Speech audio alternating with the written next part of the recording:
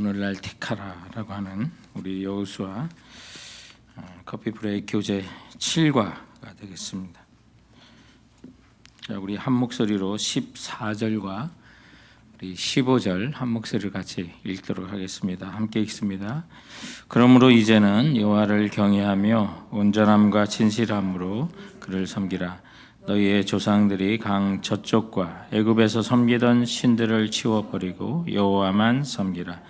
만일 여호와를 섬기는 것이 너희에게 좋게 않게 보이거든 너희 조상들이 강 저쪽에서 섬기던 신들이든지 너희가 거주하는 땅에 있는 아무리 족속의 신들이든지 너희가 섬길 자를 오늘 택하라. 오직 나와 내 집은 여호와를 섬기겠노라 하니.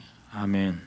자, 오늘로서 이제 여호수아를 다 마치게 되고 또 2021년 참 팬데믹이 벌써 끝날 거라고 생각을 했는데 여전히 새로운 변이로 말미암아 계속 이어지는 이 정말 어려운 시기에 오늘 에제르 예배의 마지막 예배로서 오늘날 택하라라고 하는 주님의 도전으로 이제 마치게 됩니다.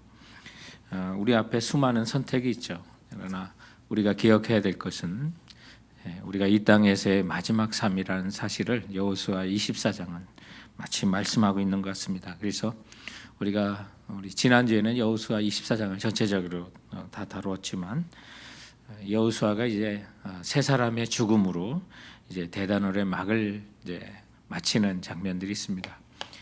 30절에 보면 이제 여호수아를 딥나 세라의 장사함으로 대단원의 막을 마치고 또 이 정복 정쟁을 마치고 이제 이스라엘 백성들이 요셉의 유언에 따라서 이제 세겜에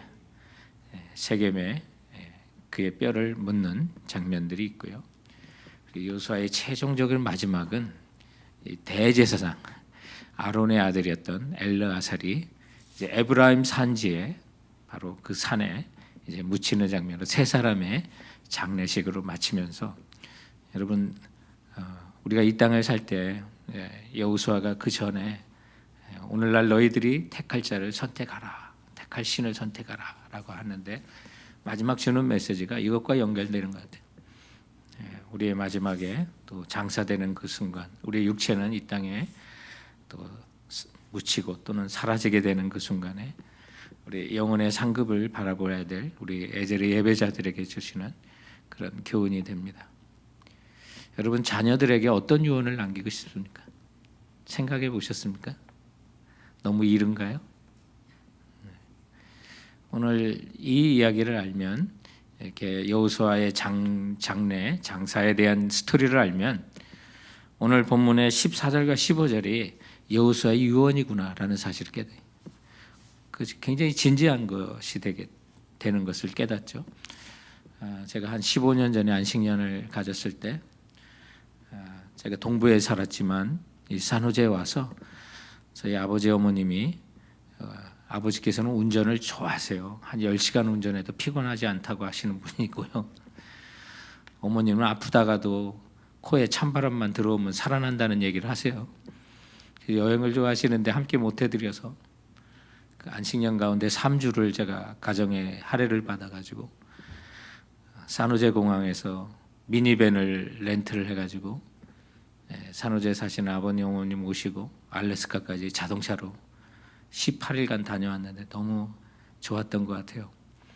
그때 이제 아버지의 처음 기억나는 것부터 말씀해 주세요. 어렸을 때부터 어머니 기억 있는 것부터 말씀해 주세요. 평소 같으면 제가 참고 5분 듣기도 힘들어요. 어른들의 음성을. 근데 여행하다 보니까 3일이건 4일이건 그냥 생각나는 대로 쭉 얘기를 하시는데 그 마지막 말씀이 뭐였냐면 우리 자녀들에게 남기는 유언을 들었어요. 근데 거창한 유언은 아니었지만 그 아버지 마음속에 저희 형에게 이 말을 꼭 전해달라. 누나한테 이걸 전해달라. 너한테는 이런 얘기를 하고 싶다라고 하는 그런 유언적인 얘기를 하셨어요. 근데 미안한 감정을 얘기하셨어요. 뭐 그때 이렇게 해서 일이 바빠서 너를 돌보지 못한 거 미안하다. 또 형에게도 재정적으로 어려워서 수술을 받아야 될 때 못해서 맹장 뭐 하여튼 그런 어려웠던 때 그때 형이 눈물을 머금고 아버지 나 오늘 우리 수술 못 받지 나 우리 돈 없어서 못 받지 하는 게 가슴에 맺혔었던 거예요. 그때 우리 이제 전 가족들이 다 일어나서 새벽이었어요. 새벽에 기도했고 근데 아버님이 해서는 안 되는 서원을 하셨지. 이 아들 낳게 해주시면 주님께 바치겠습니다 했는데 그게 나섰어요. 그래서 형이 신학교 가고 목회자가 된 거예요. 그런 은혜를 주셔서 저희 누님도 소아마비로 이렇게 다리가 짧았는데 이 다리가 기도하는 가운데 늘어났다고 그래요. 그래서 너무 감사해서 목회자 사모로 드리겠다고 그래서 그 매형 따라서 목회를 해서 지금 은퇴를 하셨지만 그렇게 했어요. 근데 늘 얘기하지만 바이투 게론뿔이라고 저는 그냥 별 역사도 없었는데 그냥 둘 가져가신 김에 얘까지 가져가세요 하고 그렇게 한 건데 그 유언을 들어보니까 이렇게 맺혔던 그 미안했던 거 아들이 그렇게 할 때 못해줬던 거 이제 그걸 꼭 전해라. 아버지가 죽은 뒤에 형한테 꼭 이걸 전해라. 누나한테는 이걸 전해라 하는 그런 얘기를 하셨어요. 근데 굉장히 진지하셨고 그게 아버지의 본심이었다. 그걸 느낄 수가 있었어요. 오늘 여호수아가 이제 정복 전쟁을 마치고 그가 죽어가는 그 삶의 마지막의 순간에 오늘 이 14절과 15절을 말씀하셨다면 이거 정말 귀중하고 꼭 그걸 들어야 돼요. 꼭 그걸 들어야 돼요. 그래서 부모님께서 저를 위해서 하셨던 유언적인 그런 말씀도 잊어버릴 수가 없고 지금도 기억하고 15년 전에 하신 말씀이지만 제가 아버지 돌아가시고 만약에 장사를 지낸다면 저희 형하고 누나한테 그 얘기를 전해줄 거예요. 그만큼 다른 사람이 보면 별거 아닌 것 같지만 저에게는 소중했고 부모님의 그 진심이 담긴 말이었기 때문에 잊을 수가 없는 거예요. 그럼 여호수아의 그 말은 굉장히 우리가 흘려들어서는 안 되는 말씀을 오늘 하시는 거예요. 그 당시 이스라엘 백성에게 뿐만 아니라 오늘을 살아가는 우리 세계성교 침례교회와 애제르 예배자들 모두에게 주시는 그러므로 이제는 여호와를 경외하며 온전함과 진실함으로 그를 섬기라. 이게 핵심이죠. 여호와를 경외하며 온전함과 진실함으로 그를 섬기라. 너희의 조상들이 저 강 저쪽과 애굽에서 섬기던 신들을 치워버리고 여호와만 섬기라. 만일 여호와를 섬기는 것이 너에게 좋지 않게 보이거든 너희 조상들이 강 저쪽에서 섬기던 신들이든지 또는 너희가 거주한 땅에 있는 아무리 족속의 신들이든지 너희가 섬길 자를 오늘 택하라. 오직 나와 내 집은 여호와를 섬기겠노라. 그러나 14절을 보고 15절을 보면 밑에 가서 이것이 선택사항이 아니라 자원하여 하나님을 섬기라고 하는 여호수아의 본심을 우리가 느낄 수가 있어요. 자, 그러면 둘이 있는데 자, 둘 중에 하나 섬기세요. 이런 절대 이게 아니에요. 절대 이게 아니에요. 여호수아의 본심은 14절에 다 나왔어요. 여호와를 경외하며 온전함과 진실함으로 그를 섬기라. 그리고 너희의 조상들이 강 저쪽에 애굽에서 섬기던 신들을 치워버리고 여호와만 섬기라. 이게 핵심이에요. 그런데 둘 중에 오늘 택하라 하고 하는 거는 여호와만을 섬기라는 말이지. 그리고 이 15절의 메시지는 자원하는 마음으로 섬기라는 거예요. 우리가 이걸 다 선택할 수 있고 우상도 섬길 수 있지만 그러나 여호와만을 자원해서 온전한 마음과 진실함으로 섬기라고 하는 그 말씀. 15절은 14절에 대한 확증을 더 주는 말씀이지 두 가지 중에 초이스가 있으니까 하나만 택하라. 절대 아니에요. 이건 더 강력한 말이에요. 강력한 말씀이에요. 여호와만을 섬길 것을 강조하는 여호수아의 유언적인 아주 강력한 말씀이 되는 거예요. 그래서 여러분 돌아보세요. 내가 내 자녀들에게 어떤 유언을 할 수 있을까? 오늘 이 모습을 보면서 여호와의 그 심정을 담아 나는 내 자녀에게 어떤 유언을 하지? 저희 부모님이 저희들에게 하셨던 그 유언은 재산이나 재정적인 부분은 하나도 없었어요. 두 가지 이유가 있는데 가장 중요한 이유는 믿음의 부모였기 때문에 그랬어요. 아주 마이너한 거지만 두 번째 이유는 돈은 없으시기 때문에 그랬어요. 재정적인 유언을 할 만한 분은 아니었지만, 그러나 신앙적인 믿음의 유업을 이렇게 남기려고 했는데, 여러분 한번 생각하셔서 우리 자녀들에게 어떤 유언을 할까? 굉장히 진실함이 담겨 있는 그런 것이겠죠.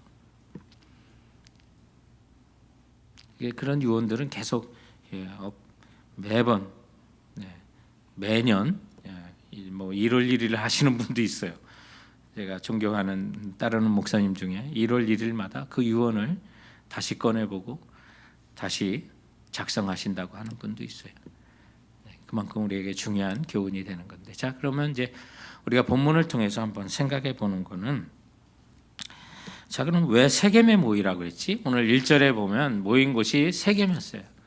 또 25절과 26절에 보면 그 세겜이었다.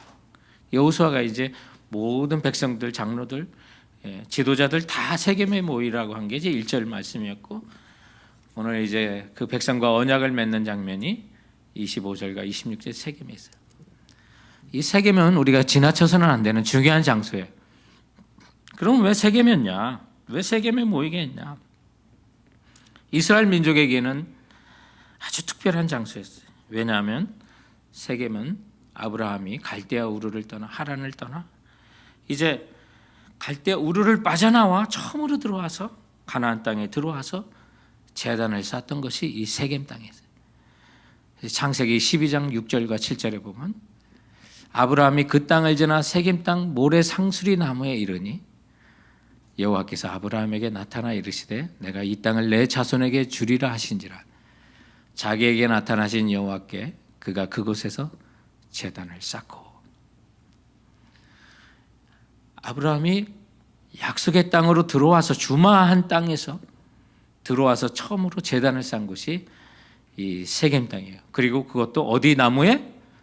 모래에 있는 상수리 나무. 자, 그러면 여호수아가 왜 백성을 세겜에 모았는지 이제 이해가 돼요. 24장 25절과 26절에 보면 여호수아가 세겜에서 백성과 더불어 언약을 맺고, 사실 이 언약은 하나님이 아브라함에게 주신 언약을 상기시키는 언약일 뿐이에요.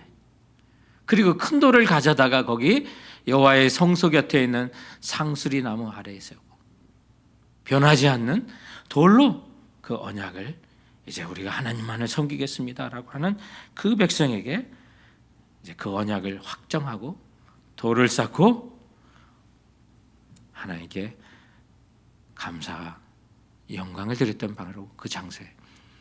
자, 그런데 여호수아의 그 제단은 무엇이 이루어진 때예요?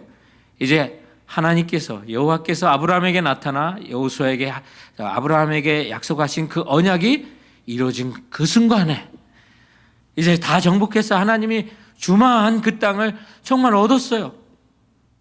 얻었어. 그것이 끝났어요. 그 정복 전쟁이 끝났어요. 여호수아가 그 사명을 감당했어요. 그래서 우리 하나님이 우리 조상 아브라함에게 세겜 땅 모래나무, 모래 상수리 나무에서 언약하셨던 그것이 이루어진 그 현장에서 이제 여호와서는 다시 세겜의 백성들을 모아서 다시 한번 언약을 맺고 여호와만을 섬기겠습니다라고 하는 그 약속을 받아내고 큰 돌을 가져다가 여호와의 성소 곁에 있는 상수리 나무 아래 세우고 장소와 나무가 같은 곳에서 다시 한번 그 언약을 상기하면서 예배를 드렸던 곳이에요. 그리고 이 세겜이라고 하는 거 또 하나의 의미가 있어요. 뭐냐면 창세기 35장 24절에 보면 저들의 조상 중에 또한 야곱이 이제 숱한 사연을 겪고 하란 땅에 가서 고통을 당하고 그러나 아내들을 얻고 이제 가나안 땅을 하나님이 약속하신 그 땅으로 다시 돌아왔던 제단을 쌓았던 것도 이 세겜에, 그것도 어디? 상수리 나무 아래. 그러니까 이 세겜과 상수리 나무는 그냥 그 자체로 이스라엘 백성에게 시각적인 교훈과 지리적인 메시지가 있는 그 땅에. 근데 35장 2절부터 4절에 보면 야곱이 이에 자기 집안 사람과 자기와 함께한 모든 자에게 이르되 너희 중에 있는 이방 신상들을 버리고 자신들을 정결하게 하고 너희들의 의복을 바꿔 입으라. 우리가 일어나 베델로 올라가자. 그들이 자기 손에 있는 모든 이방 신상들과 이제 하란에서 갖고 있는 갈대아 우르에서 있었던 모든 자기 귀에 있는 귀고리들, 이게 다 우상적인 메시지가 있는 거예요. 그런데 그것을 세경 근처 상수리 나무 안에 다 묻어 그쪽을 소중하게 여겼던 거, 점을 칠 때 섰던 거, 뭐 이런 거 다 거기다 묻고 하나님만 섬기고 일어나. 그래서 오늘 이 장면들을 보면 15절에 이제 너희들은 선택하라라고 너희 조상들이 강 저쪽에 섬기던 신이든지 너희가 거주하는 땅에 있는 아무리 족속의 신이든지 오늘 섬길 자를 택하라고 하는 이 여호수아의 진정한 메시지는 하나님 외에 다른 거는 파묻으라는 거예요. 다 이것에 묻으라는 거예요. 오늘 이런 메시지를 보면 우리 최 목사님이 어제 지난주에 창세기 이 여호수아 24장을 이제 설교를 하면서 이 14절과 15절은 간단히 하나님만 선택하는 것이 버려야 하는 것이 있다는 것을 이렇게 했는데 정확히 말한 거예요. 역사적인 사실 속에 묻어야 되는 것이 있다는 거예요. 버려야 되는 것이 있다는 거예요. 그래서 이 말씀은 두 개 중에 하나가 선택하라는 거 아니라 더 강력한 말씀은 여호와를 경외하고 14절에 있는 것처럼 온전함과 진실함으로 그분을 섬기기 위해서는 우리가 파묻어야 될 거예요. 그동안 애지중지하고 아꼈던 거 이것에 파묻으라는 그런 메시지가 되는 거예요. 그래서 진실로 여호와 하나님만을 섬기겠습니다라고 하고 결단하고 이로서는 우리들의 모습이 되는 거예요. 오늘 여호수아가 이 말씀을 하는 것은 하나님의 백성에게 하는 말씀이었어요. 하나님의 은혜를 경험하고 요단을 건너왔던 이스라엘 백성에게 주신 선택의 도전은 정말 두 가지 중에 선택하라는 게 아니에요.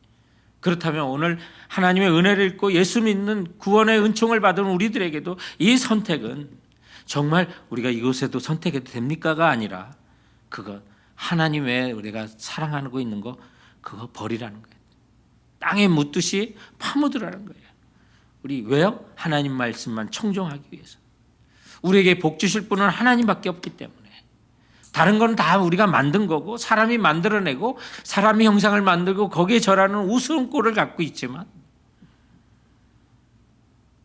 우리 하나님은 살아계신 하나님이시니까 역사하시는 하나님이시니까 정말 그런 것들을 너무 많이 느껴요. 너무 많이 느껴요.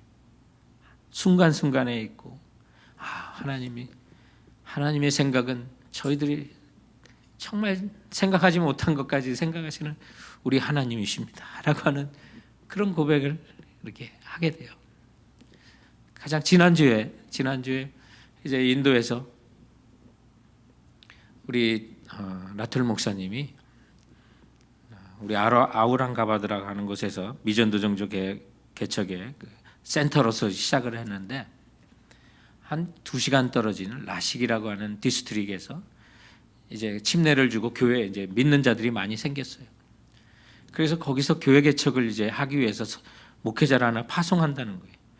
크리시나라고 하는 그 학생을 이제 훈련받은 목회자를 3년 전에 인도 뉴델리에 있는 신학교에서 졸업한 학생이에요. 그 학생을 이제 그 목회자를 파송해서 교회 개척을 시작하겠다라고 그래요. 그런데 우리가 11월 말에 작년 말에도 6개 지역에 우리가 교회 개척을 시작했어요. 그래서 다들 잘하고 계세요.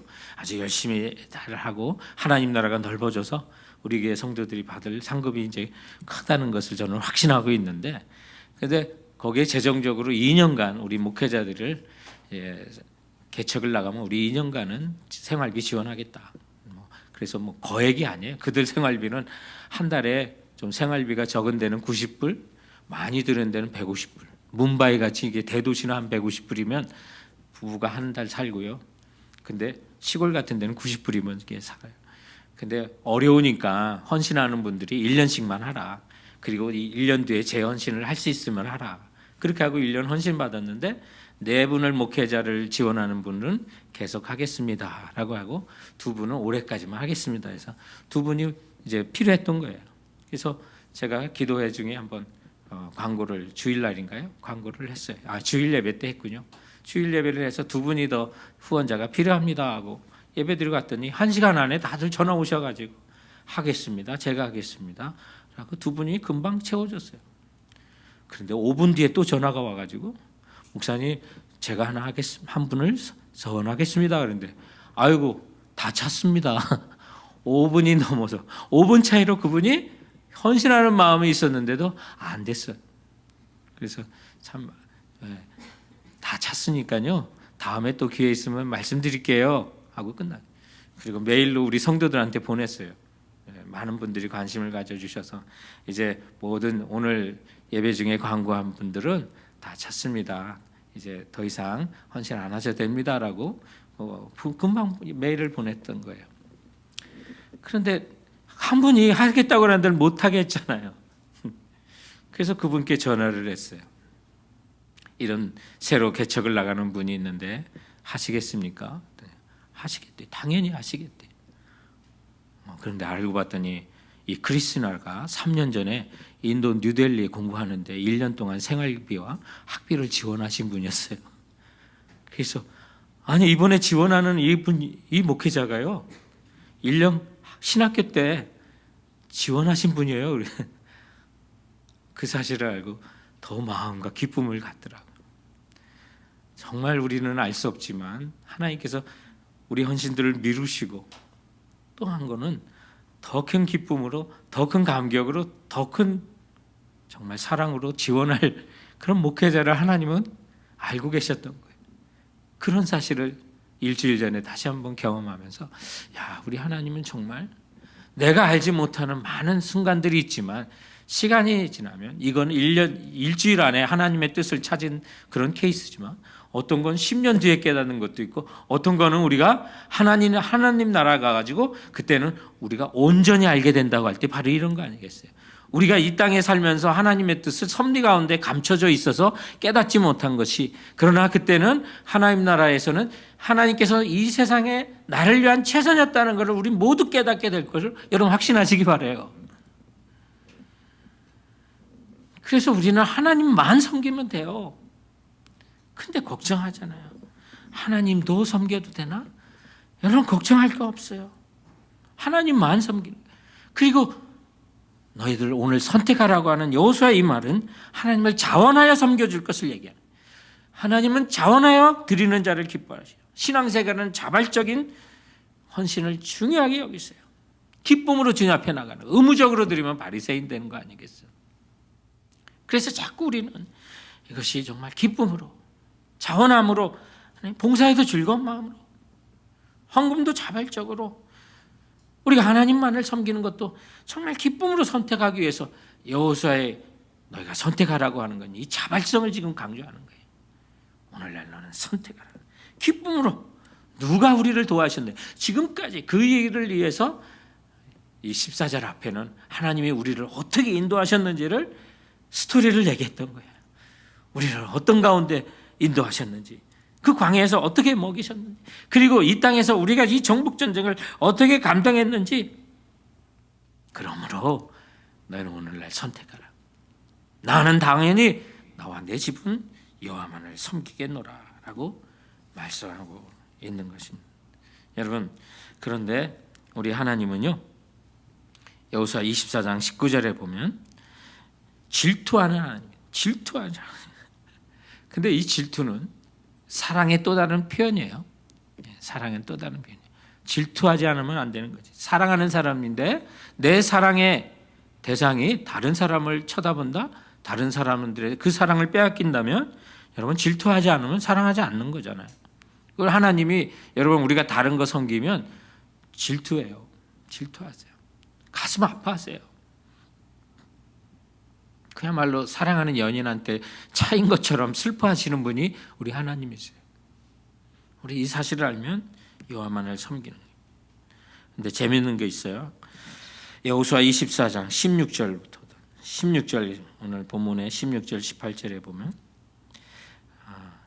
그 구약의 성경학자들이 가장 구약 성경의 충격적인 것 중에 하나다 이런 얘기를 하는.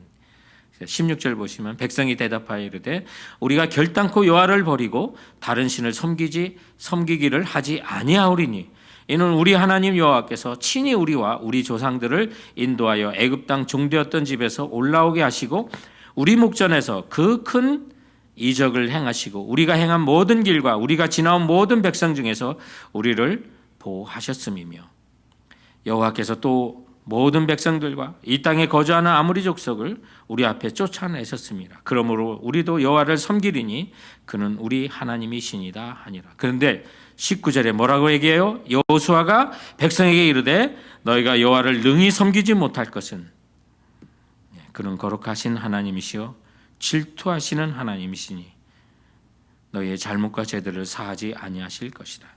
여러분, 백성들은요 우리 그렇게 섬기겠다고 하는데 여호수아가 오늘 19절에 백성에게 이르되 너희가 여호와를 능히 섬기지 못할 것이라고 말해요. 여러분, 선택을 하시되 오늘 이 19절 말씀도 가슴에 담아야 돼. 너희 능히 못한다. 능히 못한다. 능히 못한다. 우리의 연약함을 아시는 거죠. 우리는 어떻게 이 사실을 받아들여야 되냐면 우리로서는 할 수 없다는 고백을 받는 거예요. 주님. 로마서 8장 우리가 좀 암송하고 있는데 거기에 그 해결책을 주셔요. 이와 같이 성령도 우리의 연약함을 도우시나니 우리가 마땅히 기도할 바를 알지 못하나 오직 성령은 말할 수 없는 탄식으로 우리를 위하여 친히 간구하시느니라. 마음을 살피시는 이가 성령의 생각을 아시나니 이는 성령이 하나님의 뜻대로 성도를 위하여 간구하십니다. 우리가 알거니와 하나님을 사랑하는 자 곧 그 뜻대로 부르심을 입은 자들에게는 모든 것이 합력하여 선을 이루느니라. 하나님이 미리 하신 자들을 또한 그 아들의 형상을 본받게 하기 위하여 미리 정하셨으니 이는 그로 많은 형제 중에 맏아들이 되게 하려 하심이니라. 또 미리 정하신 그들을 또한 부르시고 부르신 그들을 또한 의롭다 하시고 의롭다 하신 그들을 또한 영화롭게 하셨느니라. 여러분, 바로 이거예요. 우리 힘으로는 할 수 없지만 날마다의 삶 속에 탄식하며 우리를 도우시는 성령 하나님의 인도를 받으세요. 그분과 동행하세요. 그분과 함께 사귀세요. 그분과 함께 살아갈 때 우리는 주께서 정하신 자들을 부르시고 부르신 자들을 의롭다 하시고 의롭다 하신 자를 또한 영화롭게 하신다는 것을 우리는 깨닫게 되는 거예요. 그래서 오늘 이 말씀은 한마디로 말하면 이제 아브라함과 야곱에게 하신 언약이 이루어진 이 세겜의 상수리 나무 아래에서 새 언약이신 예수 그리스도의 십자가 아래 자기를 부인하고 따르는 자에게 하늘나라를 약속하신다는 거예요. 그리고 그 언약처럼 하늘나라를 우리에게 부여하신다는 메시지가 오늘 이 본문 속에 있는 거예요. 그럼 왜 상수리 나무예요? 바로 예수 그리스도의 십자가를 또한 상징하고 있는 거예요. 그 아래 저들이 모든 우상을 묻었잖아요. 그러면 오늘 우리 신약의 관점에서 뉴 테스트먼의 관점에서 오늘 이 본문을 본다면 여러분 예수 그리스도의 십자가 아래 내가 주님보다 더 사랑하는 거 묻으라는 거예요. 그리고 자기를 부인하고 주님을 따르면 주께서 우리에게 영원한 하늘나라 그리고 이 땅에 살아가면서도 하늘나라를 경험하는 그런 놀라운 약속이 오늘 우리에게 다시 한번 오늘 이 언약을 통해서 여호수아가 그 백성에게 언약을 받는 걸 통해서 우리에게 언약하고 있는 거예요. 이것이 바로 오늘 이 본문의 메시지가 되는 것입니다. 자, 그렇다면 우리가 있는 형편에서 여러분 섬기시면 돼요. 누가복음 9장 23절에 있는 것처럼 또 무리에게 이르시되 아무든지 나를 따라오거든 자기를 부인하고 나를 날마다 제 십자가를 지고 나를 따를 것이다. 그게 세겜 땅에 모인 것이고 또 상수리 나무 아래 저들이 모였고 그 아래 야곱의 자손 가족들이 다 우상들을 모으는 거예요. 다 묻는 거예요. 그래서 우리가 결단을 하는 건 믿음의 길은 좁은 길이고 힘든 길이에요. 그러나 그 좁고 힘들어도 이 길이 맞다는 확신을 가져야 되는 거예요.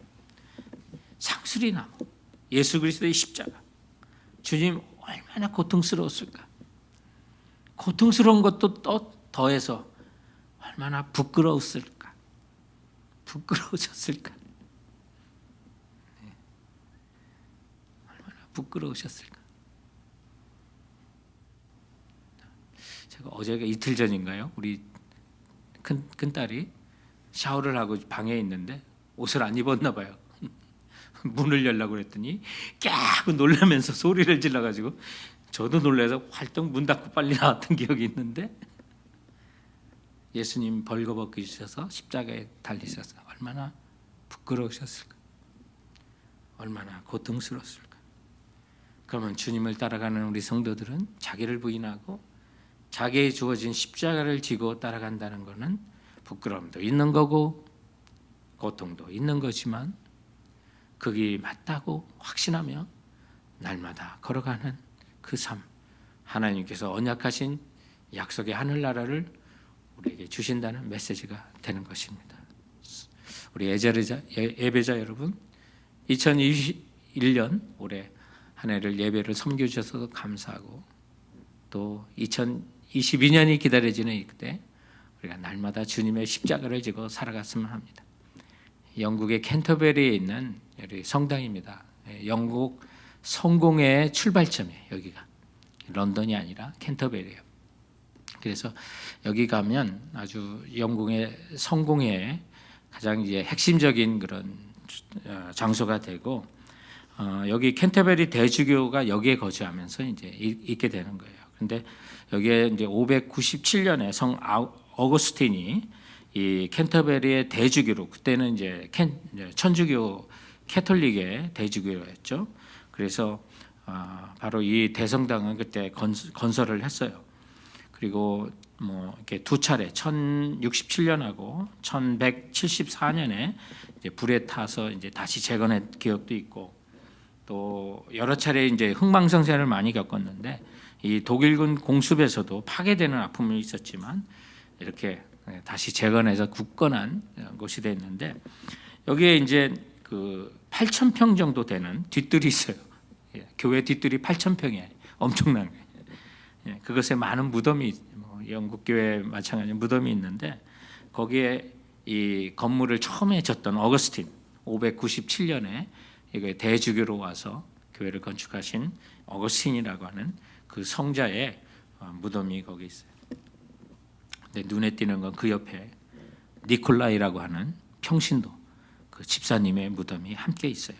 그런데 이 니콜라이 이분은 교회 사찰이었던 분이에요.